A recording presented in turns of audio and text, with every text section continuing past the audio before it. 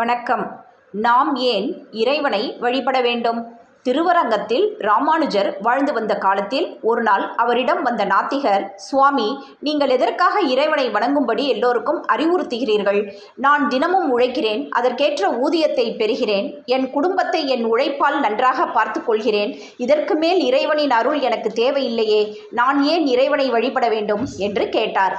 அதற்கு ராமானுஜர், இனிமேல் நீங்கள் பெறப்போகின்ற செல்வத்துக்கோ மகிழ்ச்சிக்காகவோ இறைவனை வழிபட வேண்டும் என்று நான் சொல்லவில்லை. ஆனால் இதுவரை நீங்கள் மகிழ்ச்சியாக இருக்கிறீர்கள் என்றால் அதற்கு இறைவனின் அருள்தான் காரணம் என்றார். எப்படி என்றார் நாத்திகர். நீங்கள் தினமும் உழைக்கிறீர்கள் என்றால் உங்களது கை கால்கள் வலிமையாக இருப்பதால் தானே அது சாத்தியமாகிறது.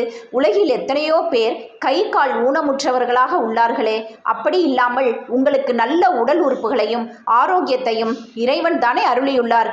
நீங்கள் வயலில் விதை விதைத்தாலும் சரியான நேரத்தில் மழை பொழிந்தால் தானே பயிர் விளையும்.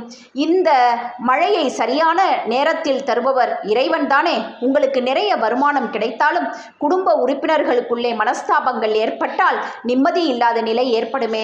எவ்வளவு செல்வம் இருந்தாலும் நிம்மதி இல்லாவிட்டால் பயனில்லை. அந்த நிம்மதியை உங்கள் குடும்பத்துக்கு தந்தவன் இறைவன் தானே. இப்படி ஏற்கனவே இறைவன் நமக்கு செய்த எத்தனையோ உதவிகளுக்கு நன்றி தெரிவிக்கும் விதமாகத்தான் அவரை நாம் வணங்க வேண்டும் என்றேனே ஒழிய இனி அவரிடம் ஒன்றை பெறுவதற்காக அல்ல என்றார் ராமானுஜர். அருமையான விளக்கம். ஆனால் ஒருவர் நமக்கு சிறிய உதவி செய்தால் கூட அதை தான் செய்ததற்கு நிறைய விளம்பரங்கள் செய்வதை பார்க்கிறோம். இத்தனை உதவிகள் செய்த இறைவன் ஏன் அதை வெளிக்காட்டிக் கொள்வதில்லை?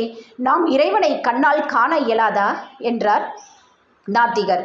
சத்துவ குணம் நிறைந்த மனம் படைத்த ஞானியருக்கு இறைவன் தன்னை காட்டி அருளுவார், மற்றவர்களுக்கு இறைவன் மறைந்தபடியே அருள் புரிவார் என்று அதற்கு விடையளித்தார் ராமானுஜர். இதை விளக்க ஒரு கதையும் சொன்னார். ஒரு மகன் தன் தாய் தந்தையரிடம் சண்டையிட்டு கொண்டு வீட்டை விட்டு வெளியே சென்று அவ்வூரில் உள்ள ஒரு சத்திரத்தில் தங்கினான். அன்றிரவு சத்திரத்தில் மோர் சாதம் தான் அனைவருக்கும் பரிமாறப்பட்டது. ஆனால் அந்த பையனோ இரவில் இட்லி சாப்பிட்டு பழக்கப்பட்டவன். சத்திரத்தில் வழங்கப்பட்ட மோர் சாதத்தை அவன் உண்ண மறுத்துவிட்டான். தன் மகனின் குணத்தை அறிந்த அவனது தாய் ரகசியமாக இட்லியை தயார் செய்து அந்த சத்திரத்துக்கு எடுத்து சென்றாள். சத்திரத்தில் உள்ள சமையற்காரிடம், என் மகனுக்கு இதை கொடுத்து விடுங்கள் என்று நான் நேரடியாக தந்தால் என் மீது உள்ள கோபத்தால் அவன் சாப்பிட மாட்டான். எனவே நீங்கள் தருவது போல் அவனிடம் தந்துவிடுங்கள் என்று சொன்னாள் அந்த தாய்.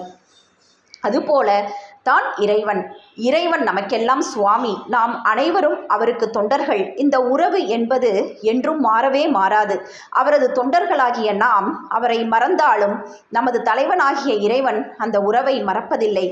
தன் மகன் தன்னை வெறுத்தாலும் தாய் அவனது இருப்பிடம் தேடி சென்று அவனுக்கு பிடித்த உணவை அளிப்பது போல் இறைவன் நாமை வெறுத்தாலும் நமக்குரிய அனைத்து நன்மைகளையும் அவர் செய்கிறார். அந்த தாய் தன் அடையாளத்தை வெளிக்காட்டி கொள்ளாததைப் போலவே இறைவனும் தான் செய்த உதவியை பிரகடனப்படுத்தி கொள்வதில்லை என்று விளக்கினார்.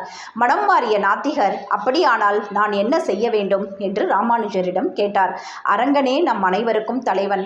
நாம் அவனது தொண்டர்கள். நமக்கும் அவனுக்கும் இருக்கும் உறவை உணர்ந்து அவனது திருவடிகளில் சரணடையுங்கள் என்றார் ராமானுஜர். நமக்கு எத்தனை பேருதவிகள் செய்தாலும் தன்னை வெளிக்காட்டி கொள்ளாமல் இருப்பதால் திருமால் சம்விருத என்று அழைக்கப்படுகிறார். சம்விருத என்றால் மறைந்திருப்பவர் என்று பொருள். இந்த பதிவு உங்களுக்கு பிடிச்சிருந்ததுன்னா லைக் பண்ணுங்க, ஷேர் பண்ணுங்க, சப்ஸ்கிரைப் பண்ண மறந்துடாதீங்க. நன்றி.